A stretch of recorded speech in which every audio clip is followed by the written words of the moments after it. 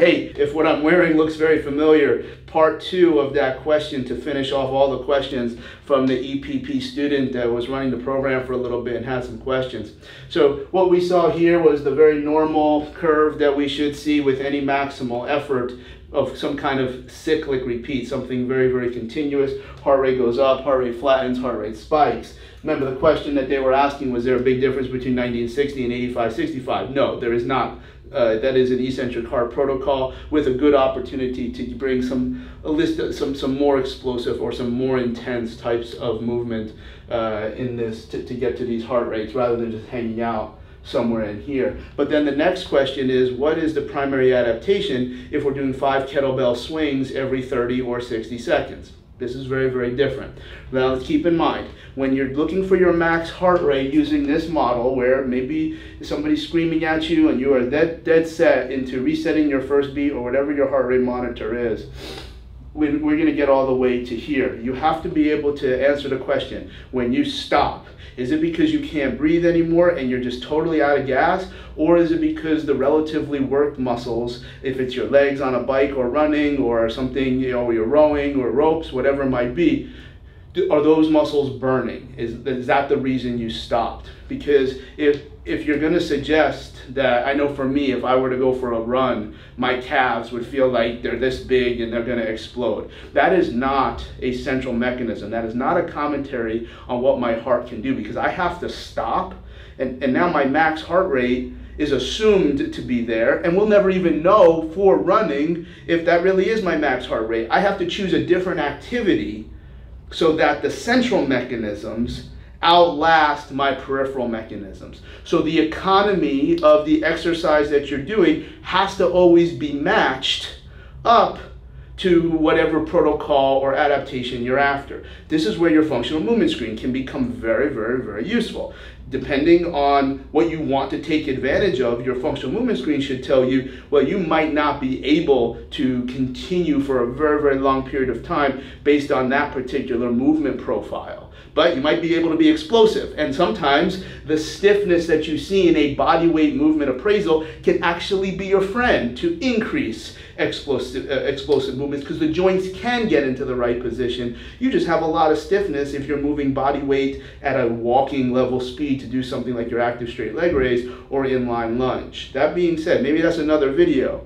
But now, what are we really getting after when you do 5 explosive hinges and then rest for the rest of the minute? That is a very, very effective protocol that you could actually do every single day. Clearly, 5 swings in 30 seconds, a little bit more intense. But now what we are trying to improve is part of the high oxidative function of all type 1 and type 2 fibers. If you use fairly lightweight, and we'll stick with kettlebell swings, where I think there is some, at least anecdotal evidence, that if you're around 25 to 30% of your body weight, you can generate upwards of 3 times your own body weight on a force plate. So if you're a 200-pound person and you're swinging a 50-pound kettlebell, so now we're in that range, you can generate up to 600 pounds of force, okay? So let's say you're at that speed. This is a sprint pace for your kettlebell swings or anything that you're doing. Explosive cyclic repeat for five kettlebell swings. Maybe we can get up to 10 seconds for other types of activities, and then you rest.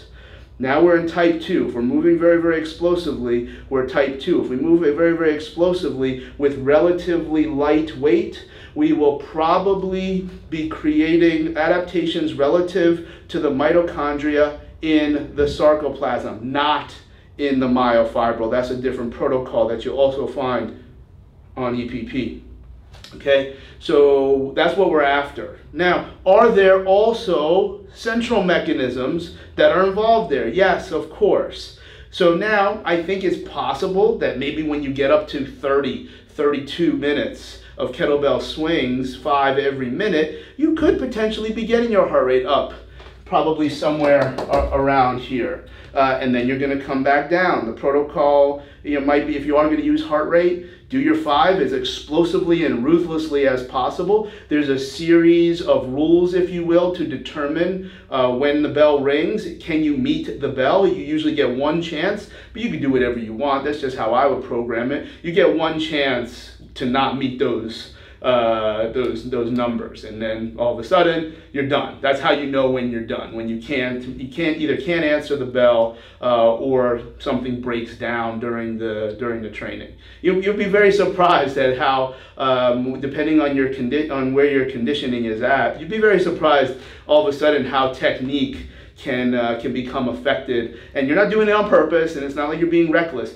but that is the effect of accumulation of acidosis on spontaneous electrical activity of the working muscles. Are we getting any eccentric heart adaptations?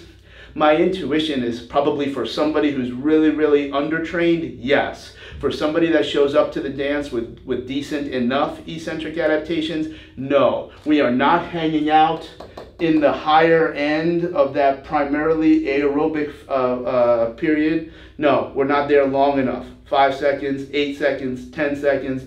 I do think something different is happening from 4 to 8 and 8 to 12. It's probably the difference between mitochondrial proliferation and the efficiency of the mitochondria to work.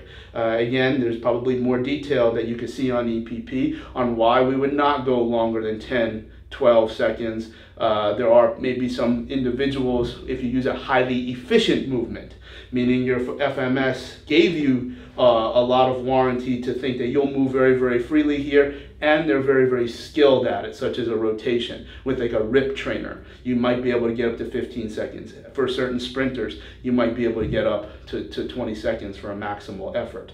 But now you got to let it ride down and then go again. Probably not many people can do something 20 seconds maximally explosive, rest 40, and then do it again, and then do it again, and then do it again. Not going to happen. Very, very rarely you're going to get above 10 to 12 seconds. So again, for that person, are you getting the eccentric heart adaptations? No, this is really a peripheral adaptation relative to the mitochondria outside of the muscle fibers. That's where calcium is entering the cell. So with this effort, relax, repeat, effort, relax, the mitochondria is generating ATP relevant to the calcium getting into the cell. That's what, into the muscle cell. That's where the mitochondria is outside the muscle fibers. This is a little bit different than other protocols that you see where bodybuilders and long distance cyclists come to mind. Big giant lats for swimmers that have long distance.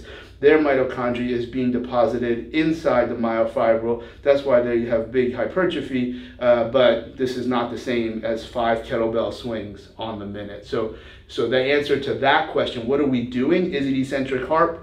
Maybe, probably not. What is it? It's sarcoplasmic hypertrophy. We are affecting mitochondria in the sarcoplasm relevant to these explosive cyclic repeats. ECR is a big term that we'll use in EPP to describe repeated explosive movements. So hopefully that all makes sense. Sometimes when you shine a light up in that tree and that leprechaun goes away, maybe that's an explosive cyclic repeat. I'm not sure, but if anybody's seen a leprechaun, say yeah.